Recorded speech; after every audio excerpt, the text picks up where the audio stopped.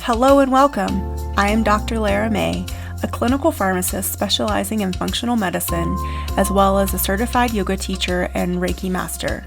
I run a truly integrative health coaching practice, encompassing functional medicine lab testing, yoga and meditation, and a sprinkling of Reiki energy medicine. Join me here on Light Body Radio to break through your health plateau and come into alignment with your natural vitality.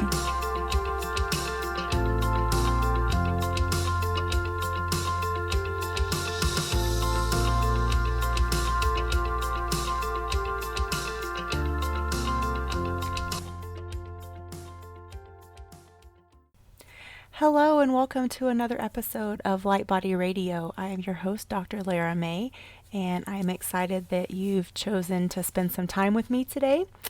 And so today I want us to talk about cultivating self-love and I also want to talk about that in the context of our own body image, and maybe some of us are struggling with body dysmorphia. And this is definitely something that is very personal to me. I had a sort of a setback, reset, throwback to like personal body image issues that I had back in high school. And I had almost like a relapse of that over this past Mercury in retrograde. And of course, that's what Mercury in retrograde is all about, right? It's like bringing up issues that we still need to clear or maybe learn more about. And so I was kind of taken aback because I've done a lot of self-work in terms of, bringing self-love into my life and doing, I did Gabby Bernstein's judgment detox, and that is work that I do on a consistent basis because, we all have judgment that comes up in all different size, shapes, and forms. And I was having a really hard time judging myself and, trying to figure out what was going on and how I was going to deal with it. And so at the time I was able to talk with my sister about it, and she's a personal trainer, and she and I were both raised as athletes and still are athletes today. So it was interesting to talk to someone that has known me so well, obviously my whole life, and talk it through with that person, but also talk with some friends and sort of get their take on and how they approach it and when the struggle comes up. Because I think definitely as females, this is something that we've all struggled with at some point in our lives. And I think that even those that are considered, quote, skinny, or, what the media definition of is, beautiful or pretty or whatever, I think still we all are sort of taught to second guess ourselves and to sort of be in this constant state of comparison and judgment. And it can be really harsh, and it can be really hard, and it can be really detrimental, especially if we do it over and over and over for years and years and years. So I wrote a blog back on August 15th that was entitled 5 Ways to Cultivate Self-Love. So I want to sort of go through that, and I'll link that in the show notes back to the blog post. And then depending on where we are with time, I may or may not go into there's a section of Gabby Bernstein's book, May Cause Miracles, that is all about body image and self-love. So first, I wanted to I like to bring in A Course in Miracles. So A Course in Miracles says that comparison must be an ego device, for love makes none. It is established by a lack seen in another, and maintained by searching for and keeping clear insight all lacks it can perceive. So again, comparison must be an ego device, for love makes none. And I really think that that's where a lot of this comes from. We judge ourselves because of how we think we look, and that's where the body dysmorphia thing comes in. Because, we can hear from our loved ones, from our family, from our friends, from our significant others, how much they love us, how much they think we're beautiful. But if we don't see that when we look in the mirror, that is the definition of body dysmorphia. Or like when you constantly look in the mirror and you see you're fat, you're ugly, you're cellulite, you're, the places that you think need the most work, all that. So, Obviously, all of our bodies come in all shapes and sizes, and rarely are they accepted by society and the media. And I think from a very young age, especially women, are taught by magazines and by television and by movies and, all the media. And I think social media has definitely amplified this a lot as, oh, you're supposed to look a certain way. You're supposed to, fit into a certain style of type of clothes. And, how tall are you? Well, if you're this tall, then you're supposed to weigh this much. I mean, even the medical field does that. And they do that with BMI, and they do that with all of these different ways that they can calculate our body mass. But, even those things aren't perfect, and they don't take account into a lot of the variability that we are as unique humans. Every single one of us is unique and special and different. And it's supposed to be that way. So none of us are supposed to be cookie cutters of exactly what the media tells us that, we're supposed to conform to. So again, I talk about a level of acceptance throughout a lot of my work. And so again, this is just another level of acceptance.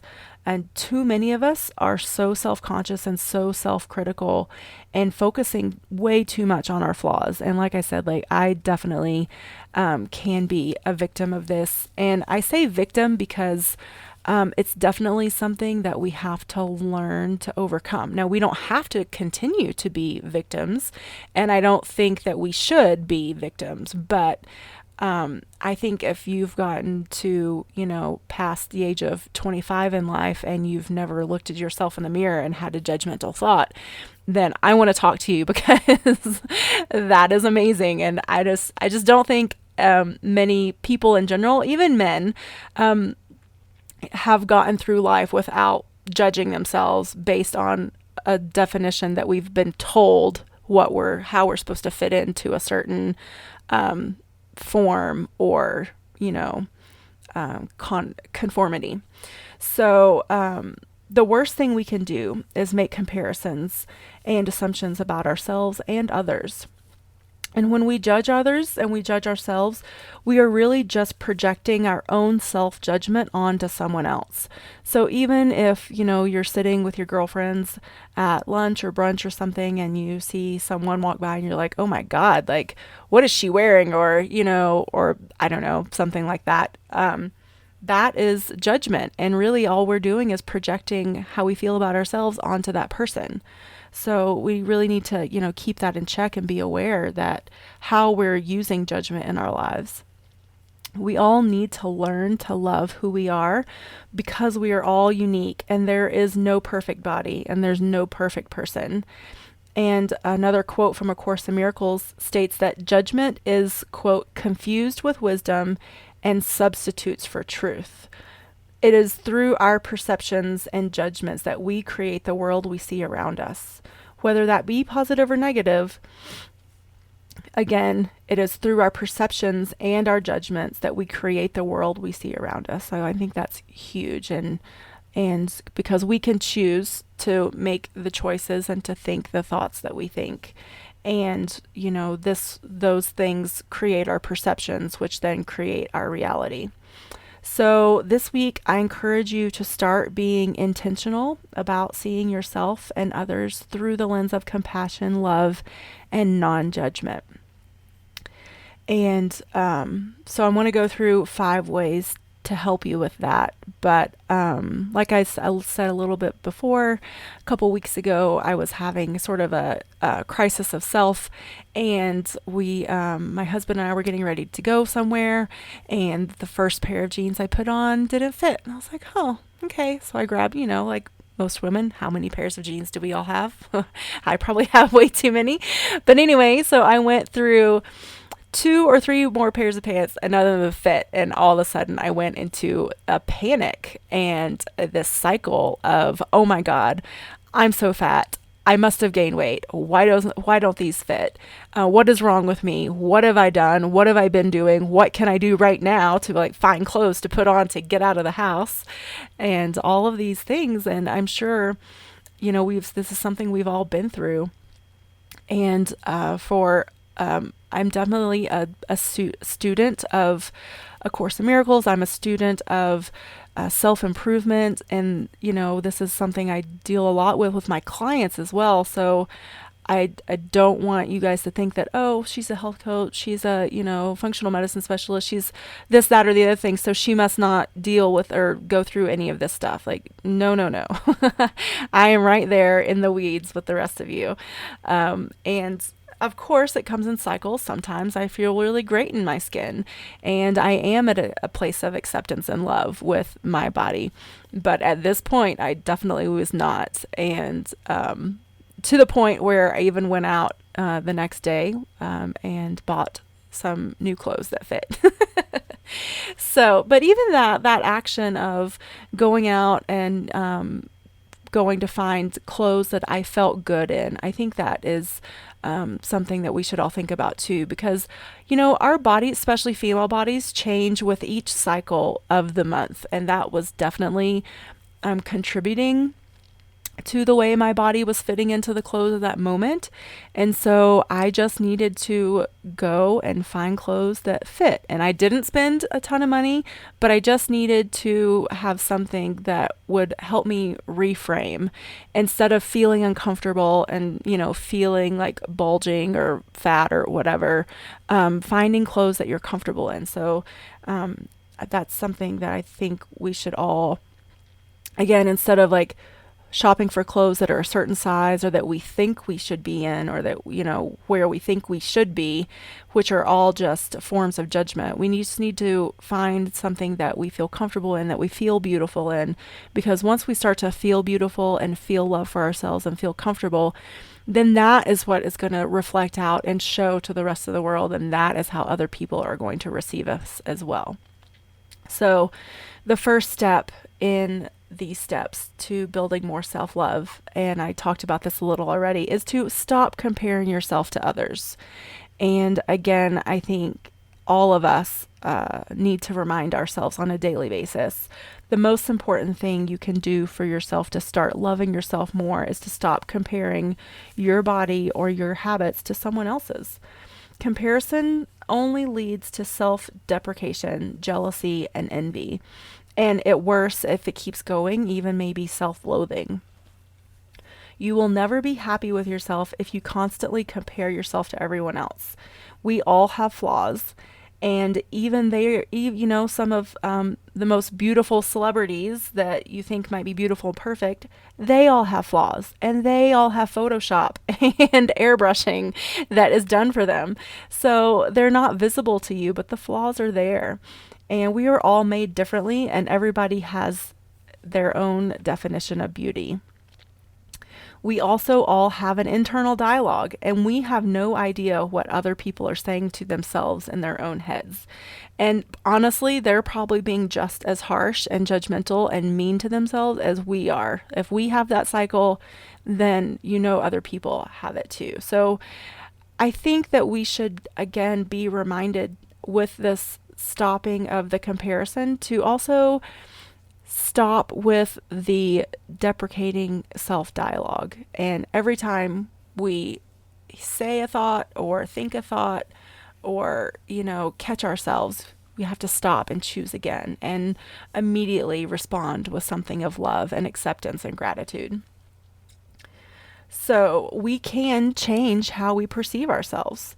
But in order to love yourself, you must change your perception of yourself. And again, this is a deliberate choice that you can make. You do not have to fall victim to what mainstream media says we should, look like and do and fit into. So say positive things to yourself and about yourself, and keep saying them until you actually start to believe them. And so this might take a little while, and again, it's a practice, and that's okay. The proof that this works is because the practice is how you start to dislike your body in the first place. That is also taught, because we get to this point of self-loathing and dislike and judgment because we've heard it so many times for so many years. So think about that, and now just start to make the choice to change that dialogue and to change those words. And so it'll be a process as well. It won't be overnight, but with each day, with each moment, with each instance where we get to choose again, we will start to change that perception, and we'll start to change our energy, and we'll start to cultivate some self-love and self-acceptance. So again, turning the process around and starting to find the positive. Create a daily ritual of journaling is a really good thing that you can do. And do this with positive statements about yourself to yourself. And if you're a student of Abraham Hicks, like I am, this is also, she calls it a list of positive aspects. And you can make a list of positive aspects about anything that you are wanting to cultivate and appreciate and grow more momentum towards. That's the process of manifesting. But in this specific situation, I think the list of positive aspects about your body, I am so grateful and appreciative that I can wake up every day and feel good in my body. I am so grateful that overall my body is healthy. I am so grateful that my body loves to move and can walk easily and maybe even run or stretch and do yoga. I'm so grateful and appreciative that I am able to, make the decision to eat healthy food that will replenish and renew my physical body as well as my mental one. So all of these things, and once you start making those positive lists, then the momentum you'll see and you'll feel the momentum will grow, and you'll just sort of get on a tangent. And that's a great way to start your day. And it's even a good way to end the day, but it's definitely a great way to start your day. And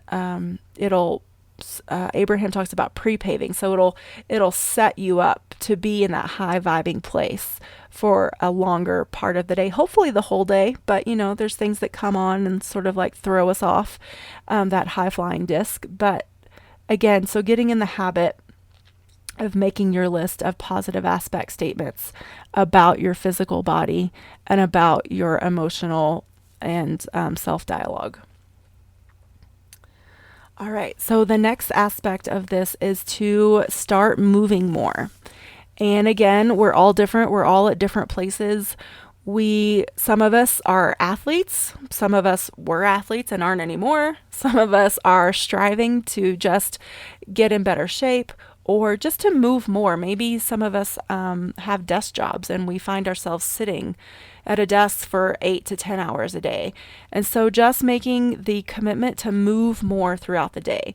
If you can set aside and exercise first thing in the morning before you start your day, that's fantastic. It doesn't have to be grueling. It can be yoga. It can be stretching. It can be walking, riding your bike.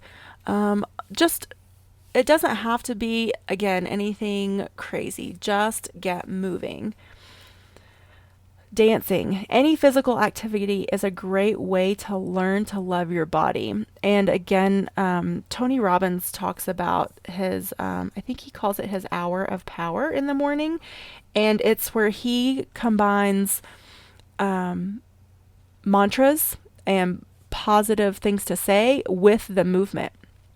And I will say that I've tried this 2 years ago when I started training for half marathons and 10Ks, and I was even thinking about doing a triathlon, but I had to overcome this mental block for running because at the time I hated it. But in order to be obviously a successful triathlete, you have to run. So I found this tool that he called his hour of power, and I'm sure you can find it online if you Google it, and there's a little script, but you can make up your own. And for me, it was just it was part of my warm up. So I would start that out when I was walking, and then I would do it while I was stretching, and then I would say the things while I started jogging, and then throughout the workout, whether it was like an interval run or a long run, if I started to have that dialogue of, oh, this hurts, or oh, I hate this, or oh, this sucks, I would immediately change it and stop myself and start with the motivational dialogue of, my body feels great, I feel strong, I feel alive, I'm out in nature, it's beautiful, so all these things. So the idea is to start moving more. And last week's podcast was all about motivation. And so I think this is also will help us be motivated if we incorporate positive mantras with it. And so maybe, you just Google like positive exercise mantras, and, I'm sure you'll find some lists out there, and just, repeat the ones that gravitate to you. I think the one that Tony Robbins uses, but I'm not sure, is like, I am strong, I am powerful, I am excited, I am motivated. And, and you can incorporate that into whatever activity you're doing. And just keep saying it, and you'll notice that your energy will come up and you will be more motivated to both start and keep going with the exercise. And so another aspect of this is do what's fun for you. If you hate running like I did, maybe that's not where you should start unless you have a goal to reach and you want to break through. Like I had a very specific goal to break through this mindset block that I had with running. And I did it, and now I love it. And have a little knee problem, so I'm not able to run as much, and I actually kind of miss it. And so it's just really, really funny to me that I spent so many years hating running, and now I love it, and I'm having to dial it back because of a little tweak in my knee. So maybe for you, it's even just going to be walking or riding a bike or going for a hike, whatever it is. Make sure that it's something that you like to do. It's fun, because the more you enjoy it, the more you'll be willing to. We call that intrinsic motivation. So, and it'll help raise your vibration and raise your energy and keep you going. So when you see yourself, you will start to see that that once you start this, you will see just how capable you are. So the next step is practice gratitude. And this can also be combined with the list of positive aspects.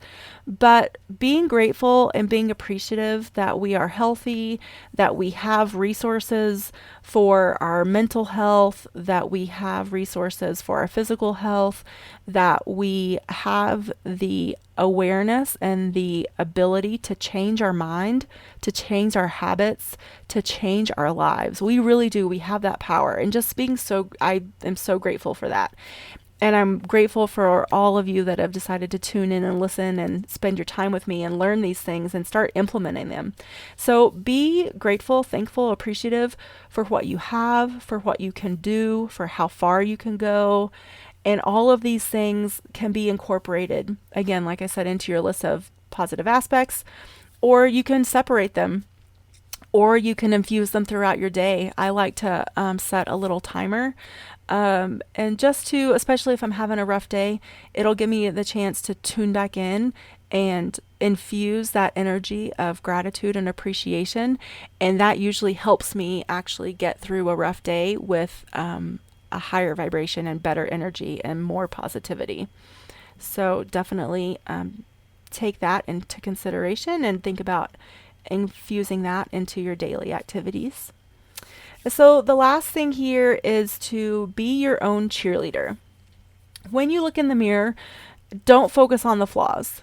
And if you do catch yourself, great, you've caught yourself. Now you have the chance to choose something else. Find the things that you love about your body and celebrate the smallest victories. Be your own cheerleader instead of your own worst enemy. Before you can move forward in life, whether it's in a relationship, a job, or a new endeavor, success will only come after you learn to love and appreciate yourself. And as with anything else, big change comes with small shifts. So you can do this. I believe in you. And like I said, even having such a recent sort of personal crisis, it was really interesting for me to grab my tools and start using them and implementing them and changing my mindset and, changing some habits. And I even decided to reevaluate how I was eating and reevaluate my exercise regimen. So I believe in you. I'm here to support you on this journey. And if you have any thoughts or questions, or you want more support, I am definitely available. You can email me. You can leave a comment below here in the resources page. You can contact me through social media. Again, I'm on Instagram, Twitter, Facebook, and YouTube. So let me know, like, if you also have struggled with this, what tools you have used to overcome, or maybe you really haven't and you're still struggling with it. And so I really want to honor where you are, and I want to be able to give you the tools that you can use to improve your life and to change your life permanently and for the better. So let's see. I think that's it. I'm going to save this chapter in May Cause Miracles for another episode because I don't want to exhaust your attention span for the day. And it's a great chapter, and I want to be able to dedicate plenty of time to it. So anyway, I will link back to this original blog post in the show notes as well, so you have that. And I hope you guys have a fantastic week, and definitely let me know if there are things that you'd like to hear more of, different. I am always open to feedback, and I hope you have a fantastic week. Namaste.